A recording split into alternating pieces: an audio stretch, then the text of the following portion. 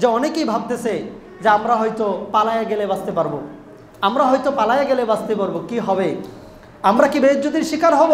যারা ধারণা করেছে যে আমরা কানাডাতে গিয়ে তো টাকা কামাইছি, বাড়ি বানাবো, আমরা তো আমেরিকায় চলে গেলাম, আমরা তো ভারতে পার হয়ে গেলাম, আর মনে হয় যে আমাদের কিছু হবে না, এই কথাটা যারা চিন্তা করছেন তাদেরকে আমি দুইটা বিষয় বলতে চাই। একটা বিষয় হচ্ছে মরতে কিন্তু হবে। বান্দার হক নিয়ে এর আগেও আমি কথা বলেছিলাম যে বান্দার হক যারা মেরেছে, 18 কোটি মানুষের হক যারা মেরেছে, প্রত্যেকটা বিষয়ের হিসাব দিতে হবে। নতুন করে কিছু বলার না, এগুলো অনেক আগেও কথা বলেছি যে 18 কোটি মানুষের হক যারা নষ্ট করেছে, প্রত্যেকটা হকের হিসাব দিতে হবে।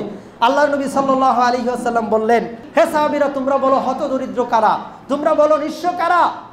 সাহাবায়ে কেরাম বললেন যে যার দিনার নাই, যার দিরহাম নাই, এরা হচ্ছে নিঃস্ব, এরা হচ্ছে হতদরিদ্র। আল্লাহ নবী সাল্লাল্লাহু আলাইহি ওয়াসাল্লাম বললেন যে না, আল্লাহ নবী সাল্লাল্লাহু আলাইহি ওয়াসাল্লাম বললেন যে না, যারা সালাত আদায় করে, যারা সিয়াম পালন করে, যারা দান সদকা করে, এরা যদি আরো 4টা কাজ করে, মানুষকে হত্যা করে, এরা যদি মানুষকে গালি দেয়, মানুষকে যদি অপবাদ দেয় এবং মানুষের সম্পদ লুণ্ঠন করে, অন্যের জমি ভক্ষণ করে, এরা কিয়ামতের মাঠে যখন যাবে, যাদেরকে গালি দিয়েছিল ওই ব্যক্তিগুলো দাঁড়াবে, গিয়ে বলবে যে রব এই ব্যক্তিটা আমাকে গালি দিয়েছে, বলবে যে এবার তুমি নেকি দাও। যে ব্যক্তিটাকে হত্যা করেছিল ওই নিহত ব্যক্তিটা দাঁড়িয়ে বলবে যে আমাকে কোন অপরাধে সে হত্যা করেছিল।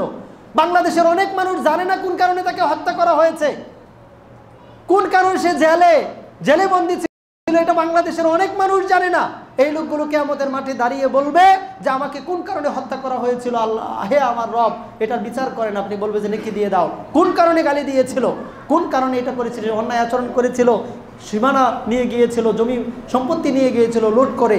এই লোকগুলোকে নেকি দিতে দিতে দিতে দিতে যখন নেকি সব শেষ হয়ে যাবে, তখন পাপের বোঝা নিতে নিতে নিতে নিতে একসময় জাহান্নামের উপযোগী হয়ে জাহান্নামে নিক্ষিপ্ত হবে। এরা হচ্ছে সব থেকে নিঃস্ব। অতএব যে ব্যক্তিটা অন্যের হক মারে, এই ব্যক্তির আখেরাতেও কোনো ছাড় হবে না, এই ব্যক্তির আখেরাতেও কোনো ছাড় নাই।